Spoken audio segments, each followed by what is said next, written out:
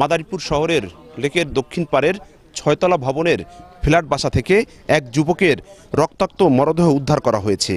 এই ঘটনায় জিজ্ঞাসাবাদের জন্য শাওন মাতুব্বর নামে একজনকে আটক করেছে পুলিশ। পুলিশ জানিয়েছে সন্ধ্যার পরপরই তারা খবর পান এবং তারা দরজা ভেঙে ৬তলা ভবনের ফ্ল্যাটের দরজা ভেঙে সেই মরদেহটি উদ্ধার করে এবং যিনি মারা গেছেন তিনি ফ্লোরে পড়া অবস্থায় ছিল এবং তার পরিচয় কিন্তু এখন পর্যন্ত জানা যায়নি। তবে আমরা কথা বলেছিলাম বাড়ির মালিক কর্তৃপক্ষের সাথে, যে কেয়ারটেকার রয়েছে ওবায়দুর রহমান, তার সাথে কথা বলেছিলাম। তিনি আমাদেরকে জানিয়েছেন ফল ব্যবসার পরিচয় দিয়ে প্রায় ২.৫ মাস আগে নয়ন নামে এক ব্যক্তি এই ৬তলা ভবনে ওঠেন এবং পরবর্তীতে তিনি তার আরও ২ সহযোগীকে এখানে নিয়ে আসেন। এটি যেহেতু অর্ধগলিত মরদেহ পাওয়া গেছে, সেই মরদেহ আসলে হত্যাকাণ্ড কবে ঘটেছে সেটি এখনও নিশ্চিত হওয়া যায়নি। পুলিশ দরজা ভেঙে মরদেহ উদ্ধার করেন এবং ভিতর থেকে শাওন সর্দার নামে একজনকে আটক করে জিজ্ঞাসাবাদের জন্য থানায় নিয়ে যান। আজকে ৫টার দিকে আমাদের থানায় আমরা জানতে পারি যে এলাকার লোকজন এখানে তারা জানান যে এখানে একজন ছাদের ৬তলা থেকে এখানে ডাকছেন সাহায্যের জন্য। পরবর্তীতে আমরা আমাদের পুলিশ এসে, এলাকার লোকজন ছিলেন, তাদের সহায়তায় আমরা ৬তলা থেকে একটি বাসার ৬তলা থেকে আমরা একটি লাশ দেখতে পাই এবং উদ্ধার করি। এখনও বর্তমানে আমাদের জিজ্ঞাসাবাদের জন্য আমরা একজনকে এখনো পর্যন্ত আটক করেছি। এই বিষয়ে প্রকৃত ঘটনা কি জানার জন্য আমরা চেষ্টা করছি। আর এখনো পর্যন্ত লাশে সুরতাল হয়নি, আমরা পরবর্তী কার্যক্রমগুলো চালিয়ে নেব।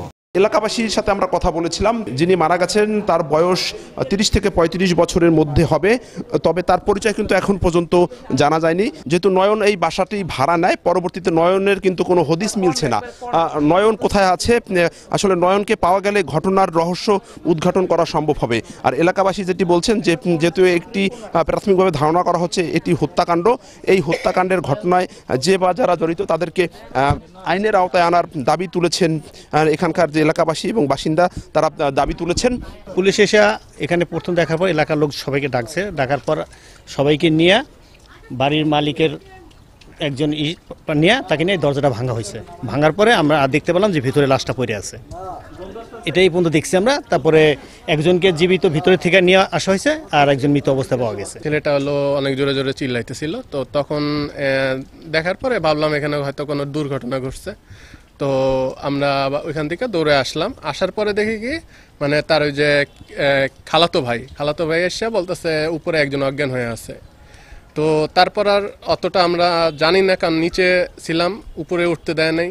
তাৎক্ষণিক আমি 999-এ কল দেওয়ার পরে আপনার সদর থানা থেকে পুলিশ আসে, ওনাদের নিয়ে উপরে আসলাম। আসার পরে ভিতরে যে লোকটা ছিল যে চিল্লাচিল্লি করছে ওনারে আমরা লক করা অবস্থায় পাইছি ভিতরে। তো এই লোকটা ভিতর দিয়ে মরে আছে, মেন গেট ভিতর দিয়ে লক করা। যে মারা গেছে এরা 2জন লোক, আপন চাচাতো ভাই 2জন লোক আইসা ভাড়া নেয়। ম্যাডামের সাথে ফোন দিয়া ম্যাডামে বলছে যারা ভাড়া নিবে আজকেই উঠবে। 26 তারিখ উঠছে, এখানে 26 তারিখে সন্ধ্যার সময় উঠছে। তারপরে এর চাচাতো ভাই আর চাচা মারা গেছে, এক গেছে বাড়ি। আর যে মারা গেছে এর এক বন্ধু, এর সাথে আজ 5 দিন ধরে আসে যায়। এরা ওই 2জন একসাথে যায়, একসাথে আসে।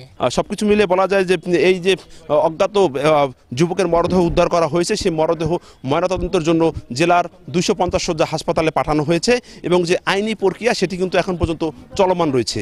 তো এই ছিল আমার কাছে মাদারীপুরের শহরের শকুনি লেকের দক্ষিণ পাড়ের 6তলা ভবন থেকে যে এক যুবকের অজ্ঞাত মরদেহ উদ্ধার করা হয় তার সবশেষ তথ্য।